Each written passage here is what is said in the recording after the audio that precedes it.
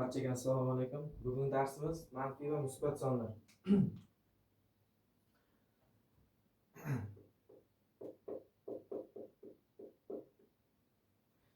Har doim sonlarning ishorasi chap tomonda, o'zidan chap tomonda joylashgan bo'ladi. Ya'ni oldi qismida joylashgan bo'ladi. Masalan, 8 ning ishorasi bizda plus. Plus sonlarni yozmasak ham bo'lmaydi, ko'zimizga ko'rinmaydi. Lekin minus ishorali sonlarga albatta urg'u berilib, minus yoziladi. Hop. Har doim ishoralarda minus ishora kelsa, har doim qo'shiladi. Minusga plus kelsa, ayriladi.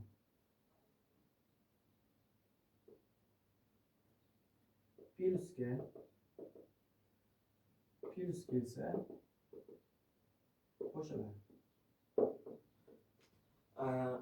Minusga plus kelsa ayriladi, plusga minus kelsa ham joy almashib kelishi mumkin. Bunda ham ayriladi. Hop.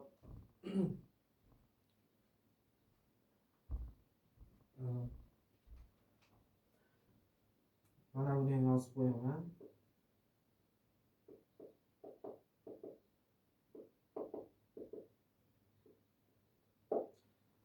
Ayriladi. Buni yozib olamiz. Bu mavzumizning asosiy qoidasi hisoblanadi. Tursin, mana bu yerdan misol ko'ramiz. Masalan,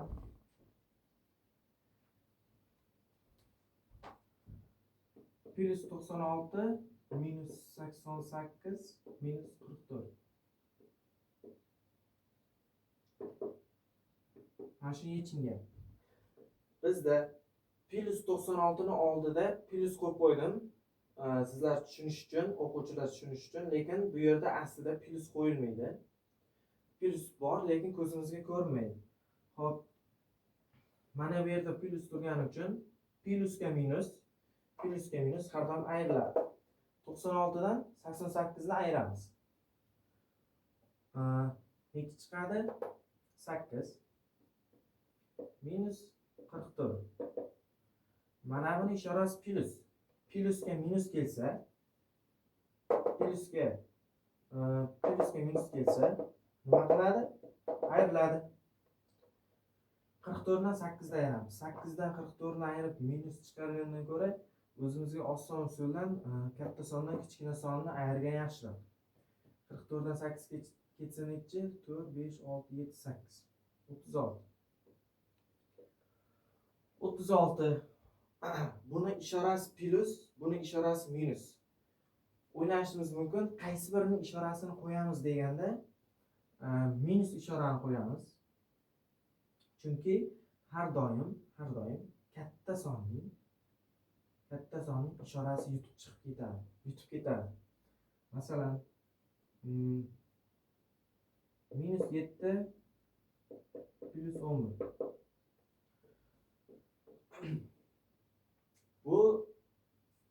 Buni ayiramiz. Ayirsak 4 bo'ladi. 4 ishorasi plus. Nega kichik sondan katta sonni ayirsa minus bo'lmasmidi desa, unday emas. Har doim bizda ikkita son bo'lsa, ikkita sonni taqqoslaymiz. Qaysi biri katta bo'lsa, masalan, hozir 11 katta, 11 ning ishorasi plus bo'lgani uchun plus yutib ketadi. Masalan, mana minusga plus ayiramiz, plus variant chiqadi. O'shanday qarama-qarshi chiqadi. Xo'p. Bizda yana bir qoida bor. Ishoralarni qavsning ichiga nima qilish? Ko'paytirib ochib chiqish ishoralarni. Qavsning tashqarisida ishora bor. Masalan, 8 minus 4 2. Mana shuni ochib chiqing. Buni qanday ochib chiqamiz? 8 ochib chiqish uchun 8 yozamiz. Mana bu minus, mana bu minus.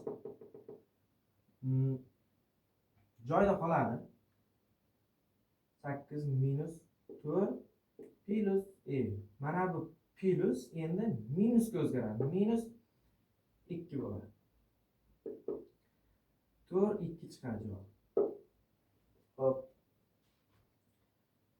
Bu misolni ko'rib oldik. Endi bir kichik qoida yozamiz.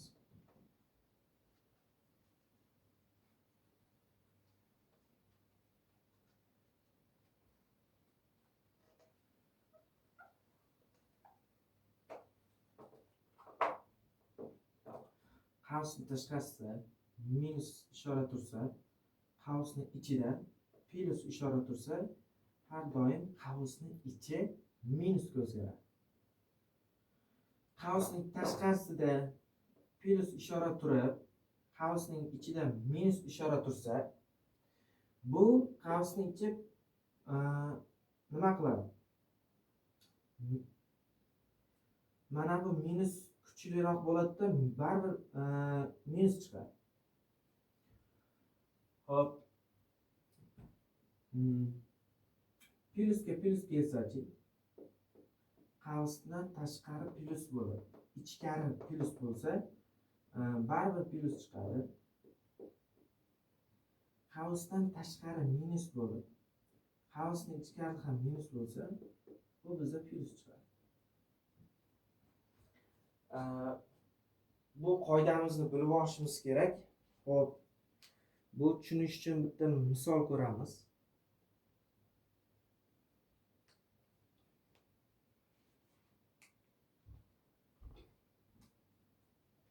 Minus 39 plus 85.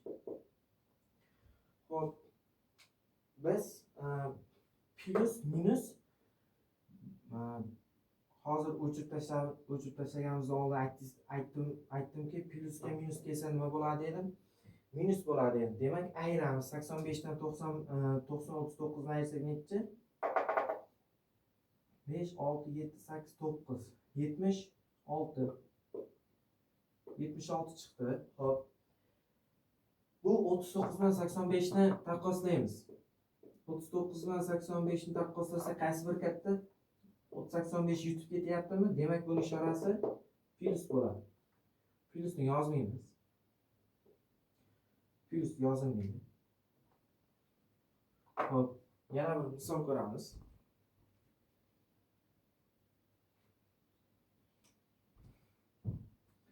Minus 23 ga minus 14. Minusga minus har doim plus bo'ladi. Demak, minuslar yo'q deb hisoblaymiz, birinchi qo'shib olamiz. Chalkashmasdan qo'shib olamiz. 3 ga 7, 3 ga 4. 7, 2 ga 3, 2 ga 1, 3. 37. Demak, men savol berdim, sizlarga savol berdim. Sizlar mana shu sondan 23 kattami, 14 kattami dedim. Sizlar adashib 14 katta deyaptilar. Demak, buni ishorasi manfiy, lekin misolimiz to'g'ri chiqdi. Demak, minusga minus kelsa, har doim qo'shiladi. Ikkalasini ham ishorasi manfiy. Katta kichikligiga qaramasdan oldiga manfiy qo'yib qo'ysak bo'laveradi. Ikkalasining ishorasi manfiy bo'lgani uchun. Xo'p, yana bitta misol ko'radigan bo'lsak.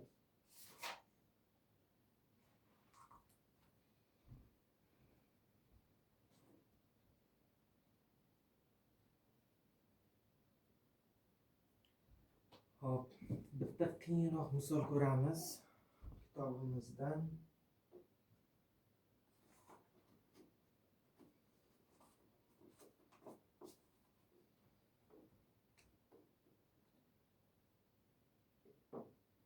Minus 166 minus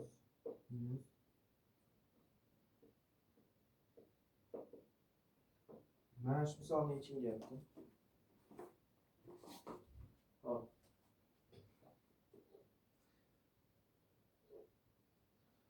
Bu misolni minus 166 ni yozamiz.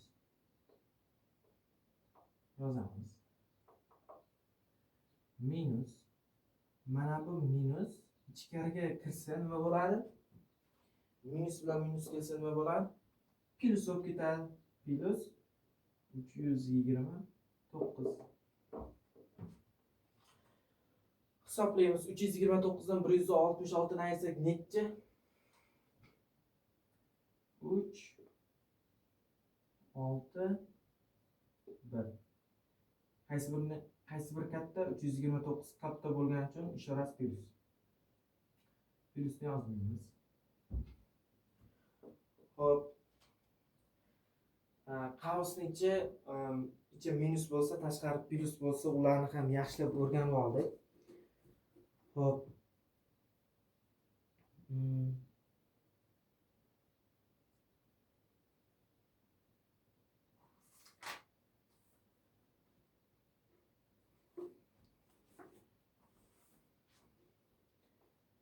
Yana bitta misol ko'raylik. Shu bilan mavzumizni yakunlaymiz.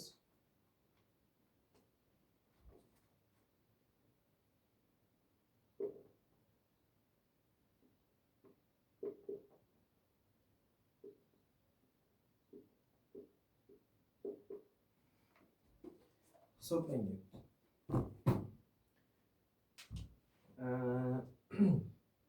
Savol berish mumkin. Avval minus ishlanadimi, plus ishlanadimi degan savol berishi mumkin. Lekin qoida bo'yicha, tartib bo'yicha ketganda bir chekkadan ishlagan ma'qul. Xo'p, minusga plus ayriladi. 96 dan 88 ketsa necha? Bizda 8. Plus kichkinasini, kattasini ishorasi minus. Minus 44.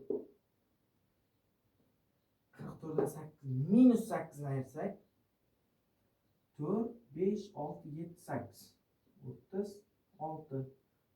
Kattasini ishorasi plus bo'lgani uchun, ya'ni musbat bo'lgani uchun plusni qo'ymadim. Xo'p. Ayrim o'quvchilarimiz musbat minus manfiymi yoki musbat manfiymi ikkalasini chalkashtirib qo'yishi mumkin. Xo'p, bizda minus ishorali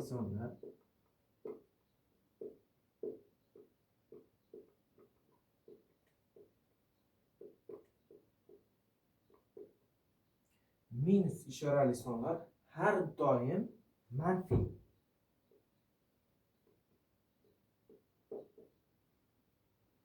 Minus ishorali sonlar har doim manfiy. Masalan, minus 8, minus 9, minus 369, minus 430. Demak, bu qanday sonlar desa, o'quvchilar chalkashadi-da, musbat sonlarmi, manfiy sonlarmi deb chalkashadi. Demak, oldida minus ko'rdikmi, biz manfiy sonlar deb aytamiz. Agar plus bo'lsa,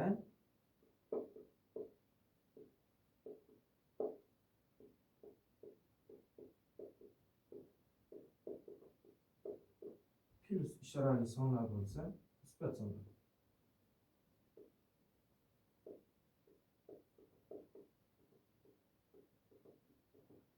musbat sonlar. Musbat sonlarni misol keltiramiz. 9 186 200 300 va hokazo. Biz mana bu ikkita qoidani ikkalasini ham yodlab olishimiz shart emas. Bitta manfiyni yodlab oling yoki musbatni. Musbatni yaxshi bilsak, demak, mana bu sonlar musbat desak, plus ishorali sonlar musbat desak, demak, o'z-o'zidan bu musbat bo'lsa, keyingisi manfiy bo'ladi-da. Demak, deb shunday anglab olamiz. Bitta qoidani yodlasak bo'ladi, ikkalasini yodlab miyani zayn qilish shart emas. Bittasini yodlasak bo'ladi. Demak, bugungi mavzumizni shu yerda yakunlasak bo'ladi.